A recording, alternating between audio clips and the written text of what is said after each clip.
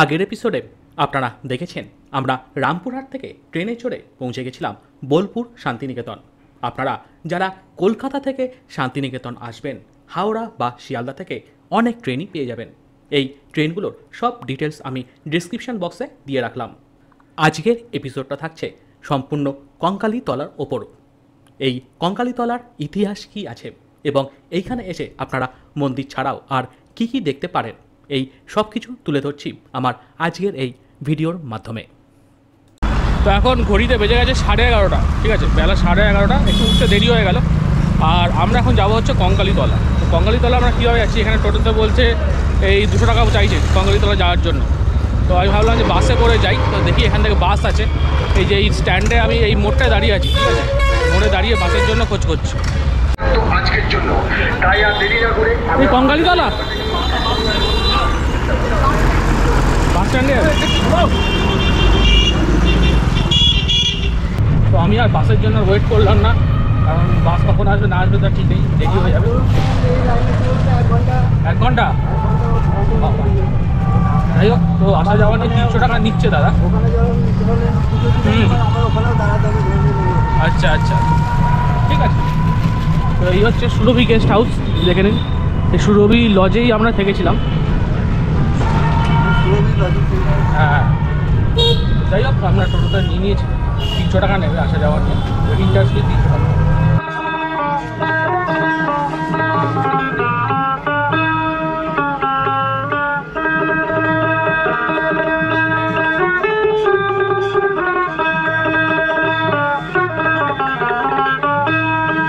এই বোলপুর থেকে কঙ্কালীতলা আসতে আনুমানিক এই 15 থেকে 20 মিনিট সময় লাগবে।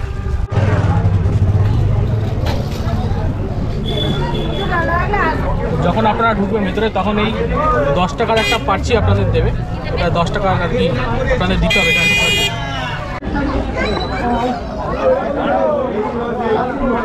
101 টাকা, 151 টাকা। আর কি কি আছে তোমাদের এখানে?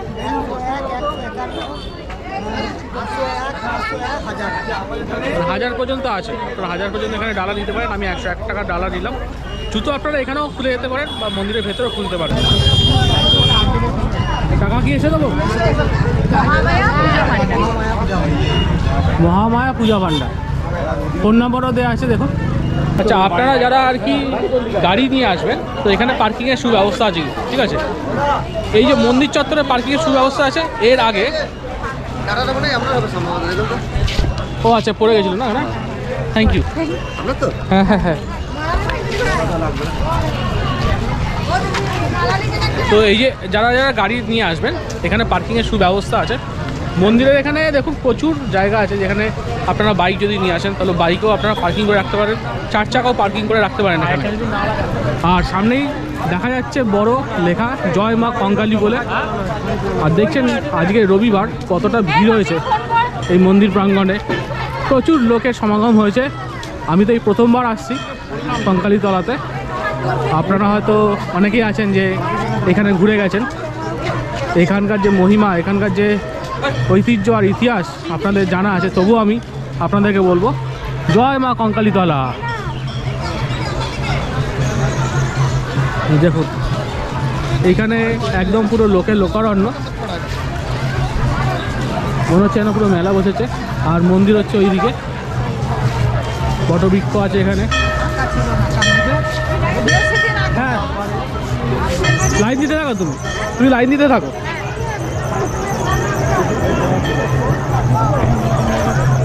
আমাদের তো প্রচুর লাইন পড়েছে এখানে, দেখুন লাইনটা, কারণ ছুটির দিন তো প্রচুর লাইন পড়ে। এই দেখুন লাইনটা কোথায় চলে গেছে, সেই ভেতরে আর কি, ওইখান থেকে শুরু হচ্ছে ভেতরে গর্ভগৃহ। আর এই হচ্ছে লাইন। লাইনের যে শেষ আছে সেটা আমাকে দেখতে হবে কোথায় আছে লাইনের শেষ। ওরে বাবা, এটা তো অনেক দূর। কোথায় চলে গেছে লাইন, দেখুন অনেক দূরে চলে গেছে লাইন। বাহ বাহ বাহ।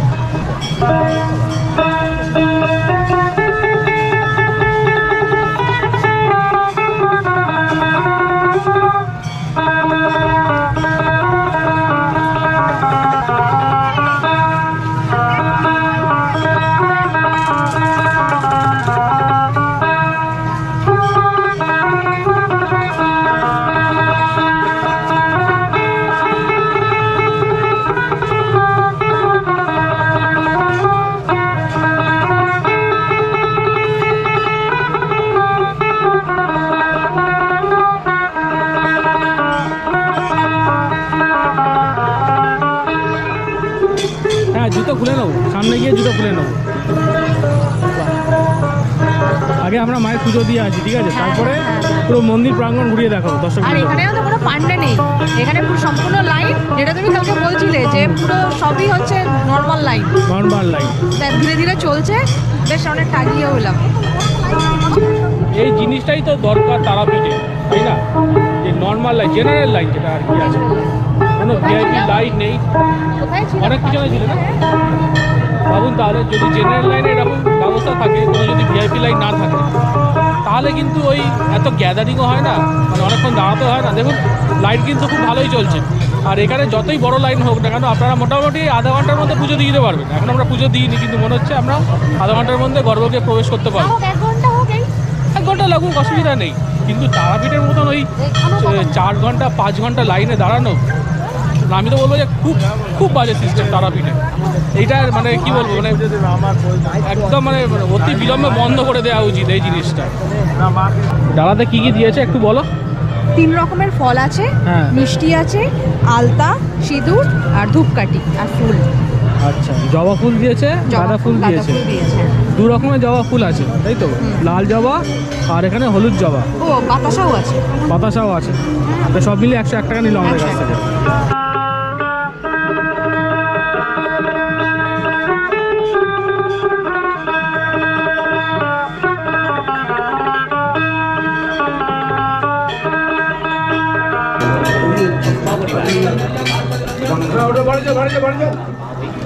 ভাই বাড়ি একটু খালি করবে, ভাই বাড়ি একটু খালি কর।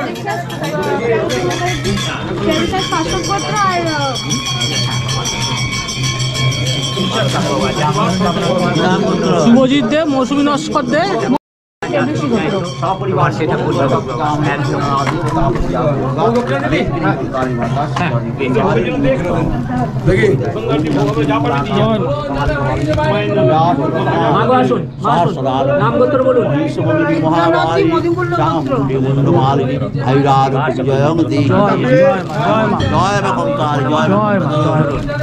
দক্ষিণা দিয়েছেন তো? ঠিক আছে, এখানে মা প্রণাম করলি আমাদের নাম গোত্র কর্মকার পরিবার।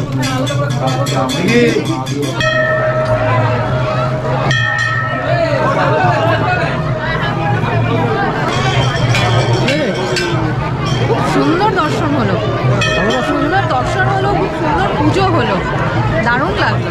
মন্দিরে কোনো ধাক্কাধাক্কি নেই, ভেতরে যে করছে অনেক, প্রায় 5 মিনিট তো বটেই, দাঁড়িয়ে থেকে পুজো করে আসলো। এইবারে বলুন, এখানে কি কোনো টাকার খেলা দেখলেন আপনারা? কোনো টাকার খেলা নেই, ঠিক আছে? এখানে কি ভেতরে লোকে ভিডিও করছে না? আমি করলাম না ভিডিও, লোকজন কি ফটো তুলছে না? তুলছে তো। তাহলে এই যে এই ভেতরে গিয়ে আমি যে ভিডিও করলাম, ভেতরে গিয়ে ফটো তুললাম, ঠিক আছে, এতে কেউ কিন্তু বারণ করলো না কিছু, আর সবাই করছে। কিন্তু তারাপীঠে যেটা হয়েছে সেটা হচ্ছে যে ভেতরে কোনো ফোন মোবাইল কোনো কিছু অ্যালাউ করা যাবে না। ভালো কথা, করিস না ভাই, তোরা অ্যালাউ করিস না। কিন্তু এই 500 টাকার লাইন কেন ভাই? ওটা কেন অ্যালাউ করছিস তোরা?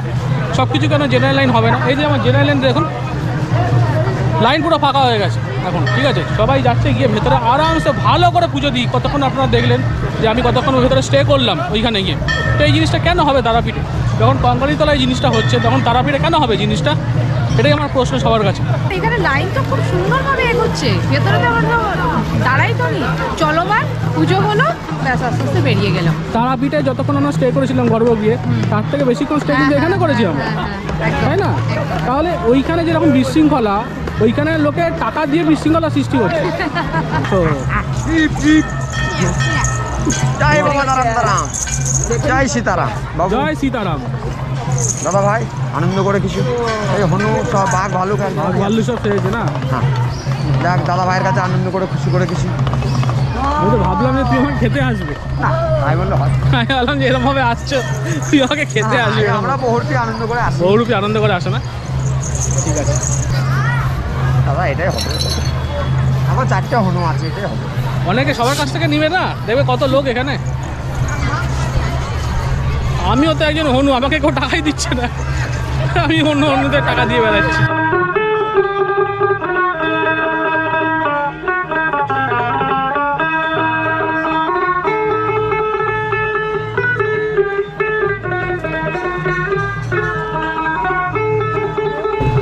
তো আমরা এখন রয়েছি কঙ্কালীতলায়। এই কঙ্কালীতলা কিন্তু আমাদের যে 51 সতীপীঠ তার অন্যতম এবং শেষ পীঠ। কেন শেষ পীঠ বলা হচ্ছে? কারণ কঙ্কালীতলা এখানে মায়ের কঙ্কাল পড়েছিল। কঙ্কাল মেইনলি যেটাকে বলা হচ্ছে কাঁখাল, মানে হচ্ছে কোমর পড়েছিল।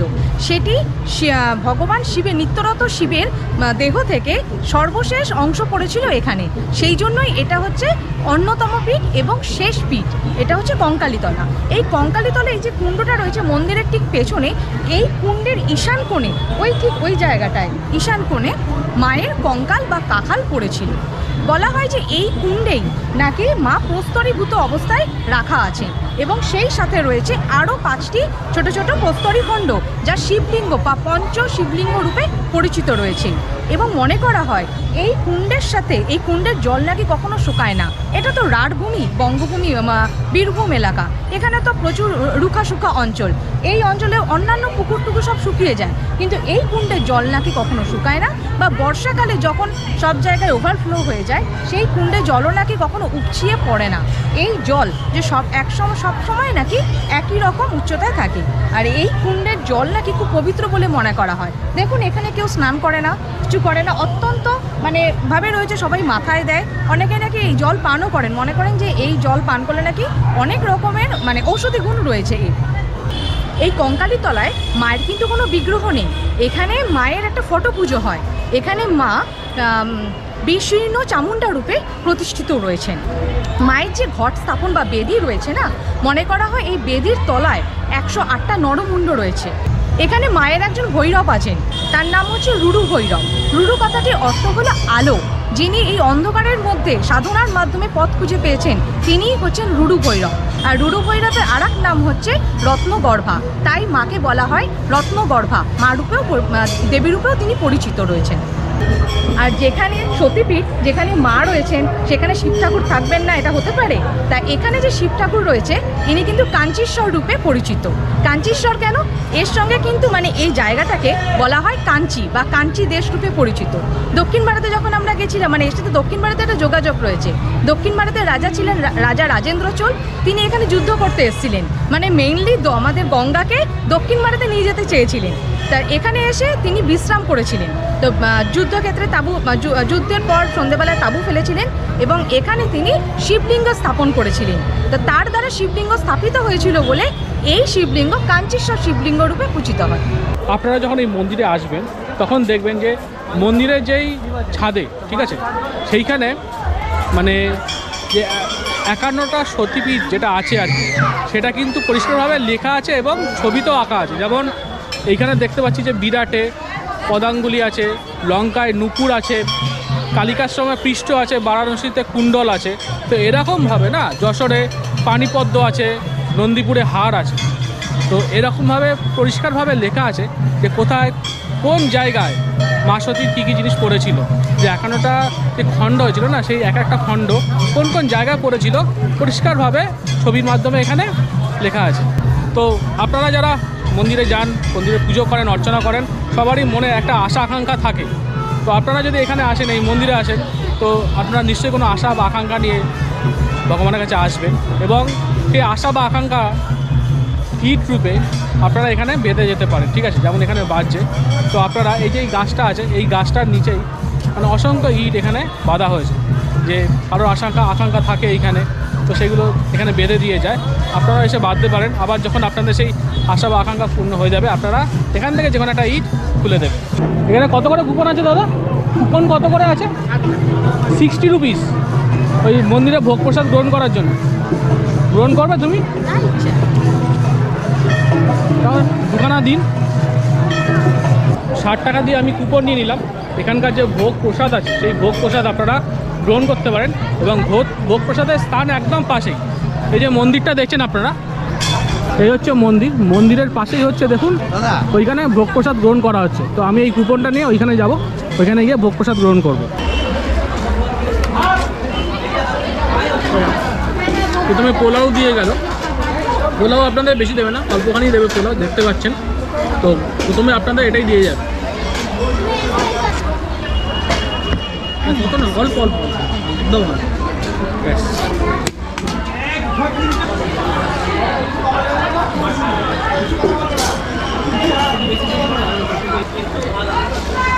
এগুলো ডাল হ্যাঁ অল্প না? অল্প একদম সামান্য দাও ব্যাস। মুসুর ডাল, এটা কি ডাল? হ্যাঁ, কলাই কলাই ডাল, কলাই বিউলি কলাই। বিউলির ডাল খুব ভালো লাগে আমরা খেতে, বিউলির ডাল খেতে।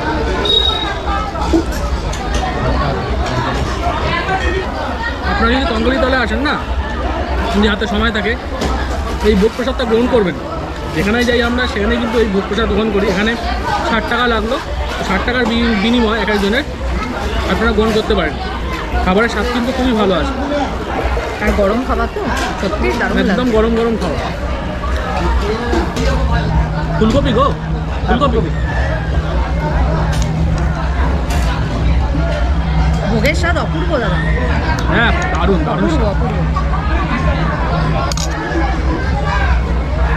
দিয়ে গেল হচ্ছে ফুলকপি, আলু ফুলকপি। ফুলকপিটা সাইজ দেবে।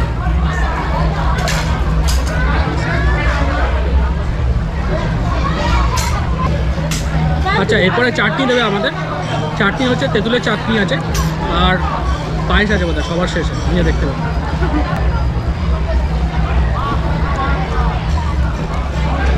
তো এই মন্দির যদি আপনারা আসতে চান, দেখলেন যে বোলপুর থেকে আমরা একটা টোটো ভাড়া করে চলে আসলাম, 300 টাকা ভাড়া নিল আসা যাওয়া। আর যদি আপনারা প্রান্তিক স্টেশনে নামেন, তবুও আপনারা প্রান্তিক স্টেশন থেকে এখানে আসতে পারেন। প্রান্তিক স্টেশন থেকে কাছে, আর বোলপুর থেকে একটু দূরে। ওকে, আর এই মন্দির খোলা থাকে রাত্রি 8টা পর্যন্ত। তো আপনারা সকাল থেকে শুরু করে রাত্রি 8টা পর্যন্ত মায়ের দর্শন এখানে পাবেন। এখন আমরা যাচ্ছি হচ্ছে ভৈরব বাবার দর্শন করতে, ভৈরব বাবা রুরু, আর হচ্ছে মহাদেবের দর্শনে, কাঞ্চেশ্বর মহাদেব।